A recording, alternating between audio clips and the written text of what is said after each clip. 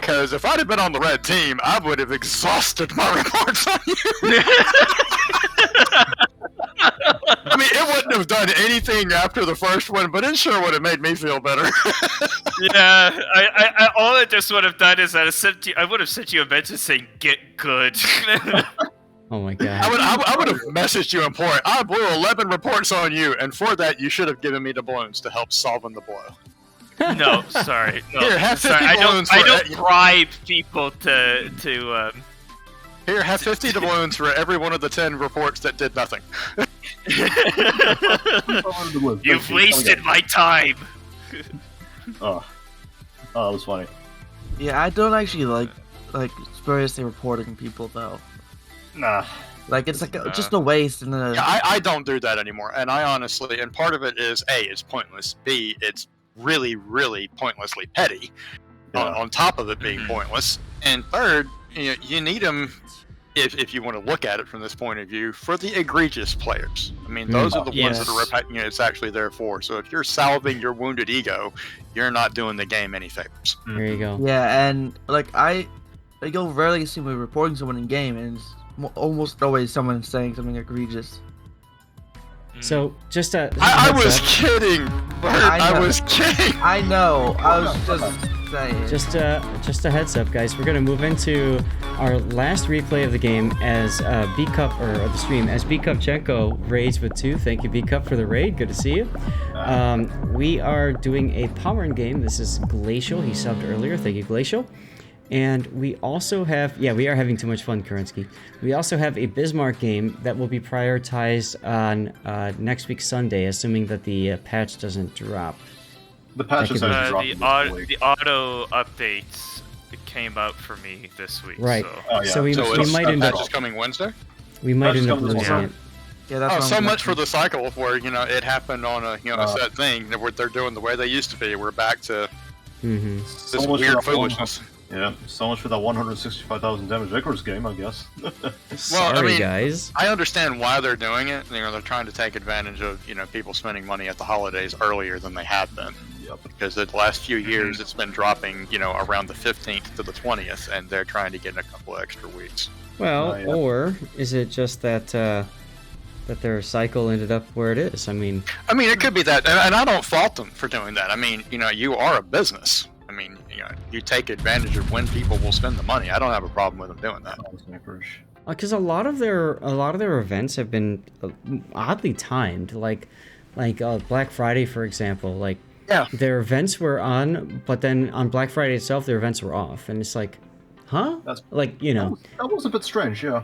So I don't necessarily know that it comes down to based off of. I mean, I'm sure probably a monetization's a part combination, of it. in all honesty.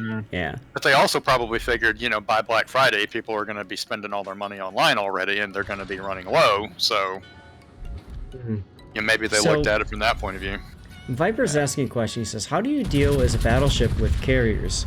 And the best thing that you can do, Viper, is find a buddy and stay within 2 to 3 kilometers of that buddy. It could be a cruiser, could be a battleship. Preferably Honestly, American because it's got good anti-air. The concept for fighting against a carrier in a battleship is pretty much the same thing as fighting against a destroyer. Find something that's got a faster rate of fire than you and stay close to it. Preferably with something to spot. Kerensky says his daughter placed 12th in the Southern Region Division. Nice, congratulations. Cool. Nice. I mean, one of the first things you need to learn about this game is if you are alone, you are in trouble. Oh, yeah. Especially with carriers. And I mean, it doesn't matter what you are. I mean, if you are alone, you are in trouble. You are always in trouble. I'm in danger. Speaking of in danger, this anchorage, there's a Pommern here. Why is he going broadside? Oh, wait, because it's a Pommern. One citadel. You got one citadel. He's turning out. He's gonna smoke up and turn out and just farm, so that's fine. Yeah. No, the Pommern. Thanks for doing this game for me. You're welcome, Glacial. So I picked this one because I think this is a good one because this is a brawling ship and I really like it, but you have to know when to run and when to brawl, and I think this is a cool that. Because we're kind of not doing so well on this flank, and they're the thing better about off brawling, and it doesn't matter on the ship or the the line that has the ship. The thing about brawling is there is a time and then there is not a time. And I mean, that's you what's going to happen. You don't want to get forced into brawling because then you're the one doing the reaction. If you're doing a brawl, you want to be the one driving the engagement. If you got forced into it, the odds are you probably already lost. Now, I'm going to stop for a second because one thing you could have done Glacial differently is you could have positioned yourself at the island at Foxtrot 9, just south of there, and waited. Now, I know that puts you in threat of a whole lot of ships, but it also means that if they want you gone, they got to get through you, like to go farther south. And you could use the island to potentially block enemies from having shots on you. It would have been an interesting position to see what you can make happen. Yeah, I decided to be a little more cautious and start backing off because it looked like they're going to win this flank and we're going to win the other flank. So this is when I decided to run. And I have my clanmate in St. Louis. He was spinning around too. I don't want to get trapped on the side of the map because I've seen this a lot where they go heavy on that side on C, and then you're stuck on the edge of the map, or you go into the corner and then they just kill you. So. Absolutely. Oh, Glacial, you're in XPN now? Yeah. Oh. I don't look XPN. This makes me happy.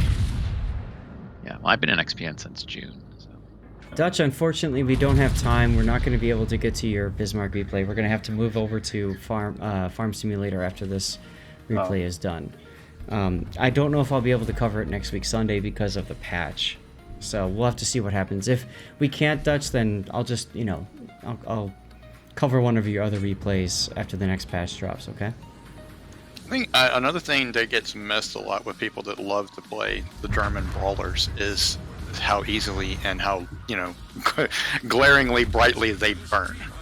And I mean, that's part of the trade-off. Is you're making the ship susceptible to something that it's going to take more as it gets closer to offset the fact that its secondaries are probably going to ruin your day. So of course, talking about the Pommern for a bit, this is a Frigid Grosser hull. It's basically the same hull, it just has a little bit less health, 81.9k versus 84.3k.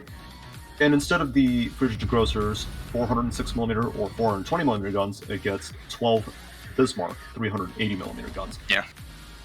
Now, these guns are... I mean, in testing it was kind of broken because it was 1.8 Sigma, I recall, on 32-second reload. However, in this current iteration, the final iteration they released, it has 1.5 Sigma. Now, as I was saying earlier, Sigma doesn't really matter as long as your dispersion curve's tight. The problem is, Pommern uses Battleship dispersion. This isn't like the Novorossiysk, where it uses Battle Cruiser, yep. Well, the thing about the Pommern, though, is it benefits in a way from the same thing that Leon does. There's just so many shells flying out there that you're going to reach out and touch someone, even if it wasn't the person you intended to reach out and touch. Yeah, it's a shotgun. Yep. It's a shotgun. The other thing about the Pommern is that not only does it get Hydro, like most of the high-tier German battleships, save a couple of examples like the Tirpitz and the Brandenburg, but it also gets torpedoes. Same torpedoes as the Tirpitz, same torpedoes as the Brandenburg. 2 quad racks, 1 on each side, 6-kilometer range. Fairly standard fare.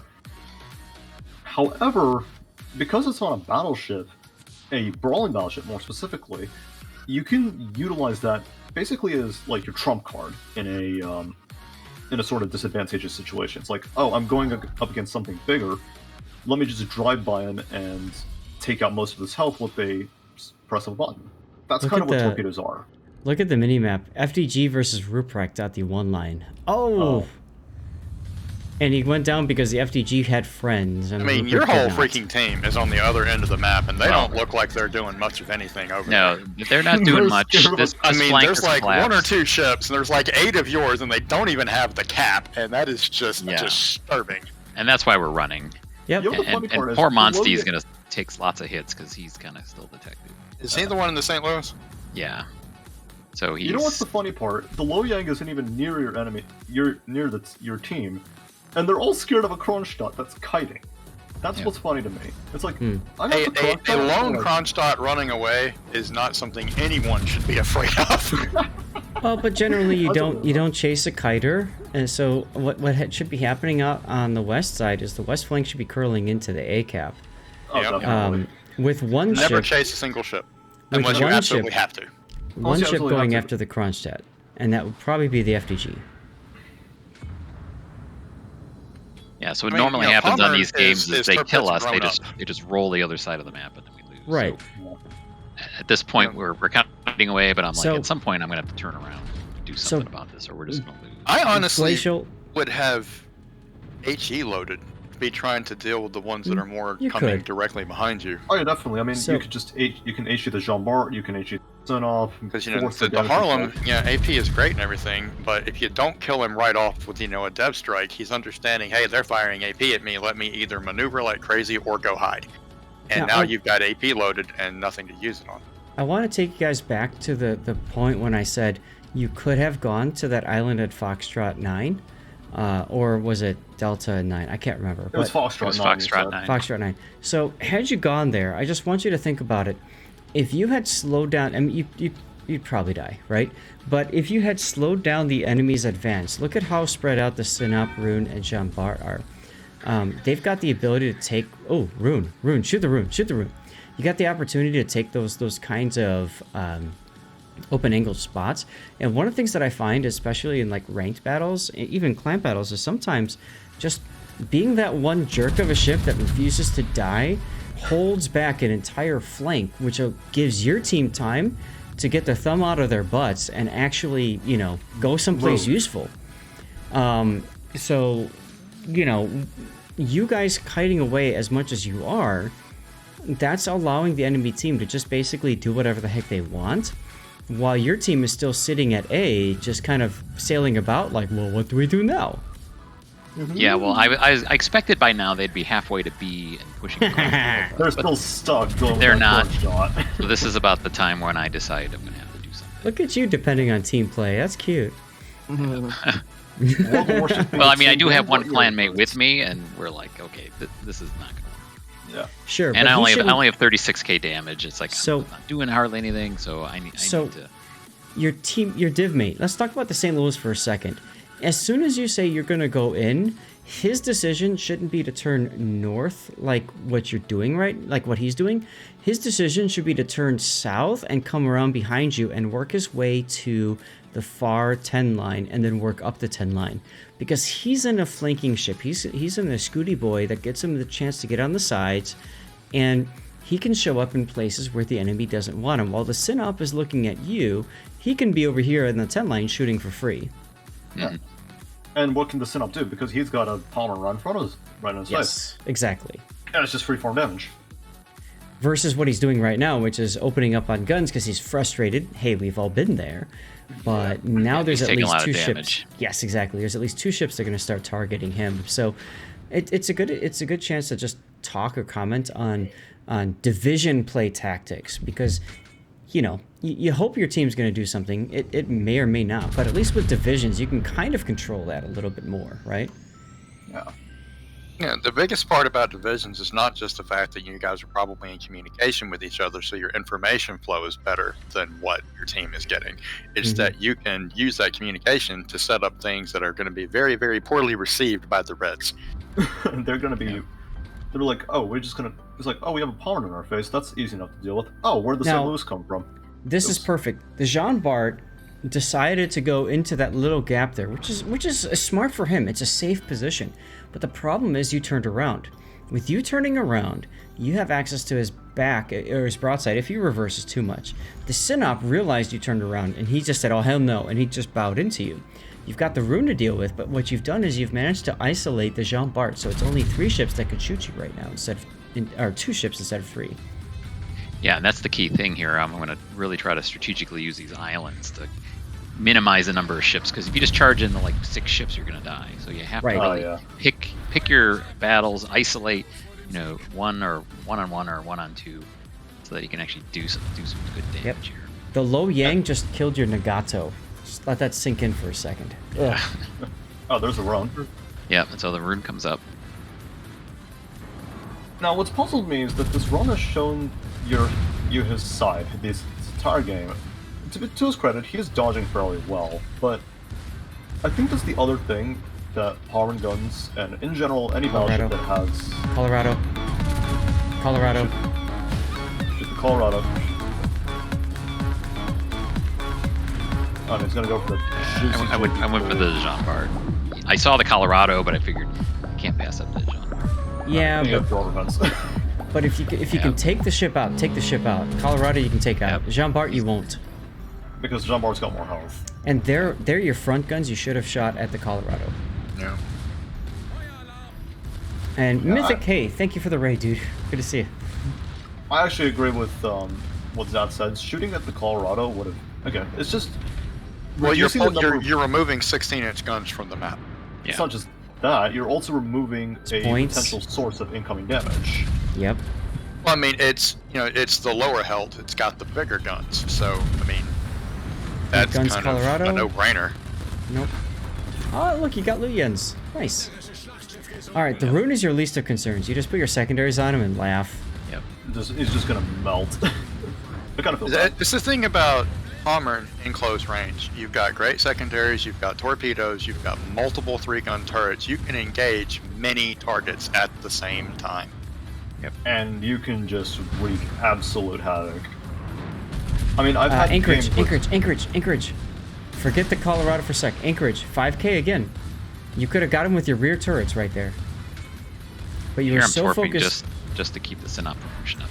Right, but you were so focused on that Colorado and then torping this that you missed the opportunity. Here it is, right here. Okay, you'll kill him right here probably. Well, somebody else did. Okay. You've got Hydro up to detect the Synop. Good. Somebody else go. Now, of course, there's also one unknown quantity. I mean, we know where the Loyang's gone. Well, we know the direction he was heading. The question is, has he stayed behind to deal with the rest of your team? Or has he come after you? So your team is winning in spite of itself. Yeah, they're finally coming across the map.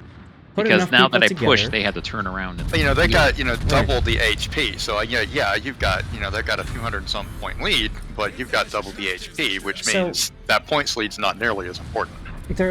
Your team decided to finally start going into B. The Colorado on the enemy team saw this and ran away. He ran right into you.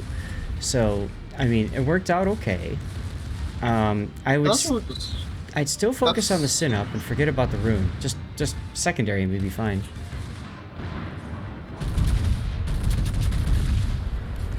Or fire everything. The rune is in effect going to kill himself. That's what I mean, right? It's not something that you had to worry about anymore. Okay, turn left. Turn left so that you can get your front turrets in on the target as well. And he can't. He also can't angle to you and to the enemy or to your teammate, to your Alaska and stuff. Turning this way allows him to angle easier. Of course, he's. And it also keeps your guns out of action longer. Yes. Because they have to turn all the way around. Yes, exactly. But what I think that push highlighted there, if you like, it really highlighted the ability for a battleship to sort of reposition and then just come in as this sort of like a hammer to an anvil, if you will. Mm-hmm. Your team saw that you were pushing in, and they're like, "Oh, we should also push in because." And look at the havoc you caused. 3 kills. You took care of the Synop or brought him down low. You dealt with the Colorado and you dealt with the Roan. I'm pausing it for a second because of something else that's important. You're detected, so I would put the Lo Yang here. Echo 8. Because he, or even 9, Echo 9, because your St. Louis is pretty close and he's not detecting him. So I'd put him about here-ish. We don't know how long it's been since the Lo Yang, but just so you're thinking about where torpedoes might be coming from.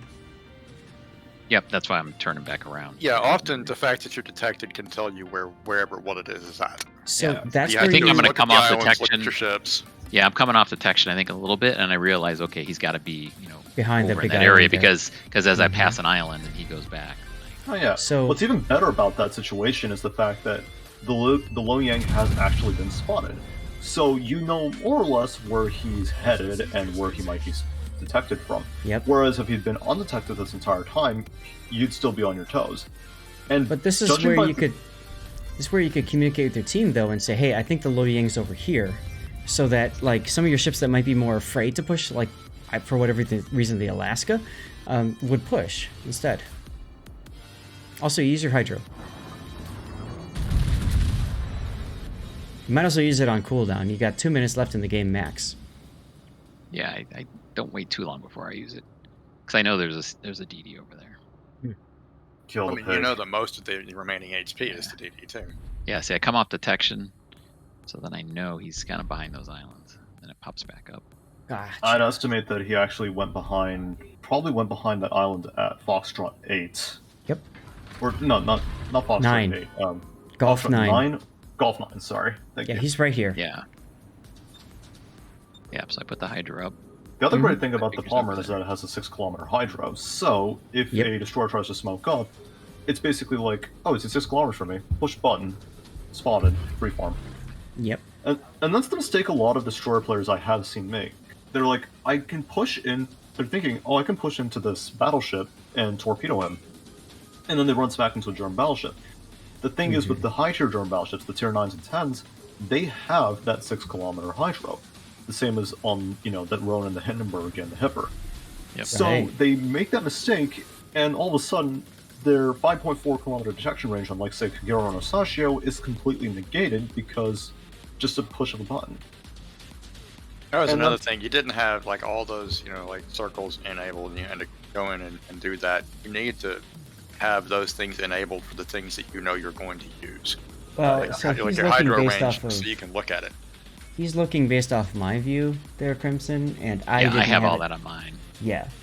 So Oh. you don't need to worry about that. Oh yeah, so here comes this Torps because I'm a Hydra. And that's the He's end of the over game. there, but that's the end of the I game. But I figured knew since he it was going to in be the over replay there. that it was automatically done. I didn't take that. No. No. It's Yeah. based off It my all stuff. depends on who's watching it. But yeah, I Yep. thought that was a good instance of when to turn around, charge in, and that really allowed my team to come back. Because Yeah, we were sure. going to lose that game. Because that team was doing everything it could to lose. Oh, I know. Yeah, just So, Glacial, thank you for sending in the replay, guys.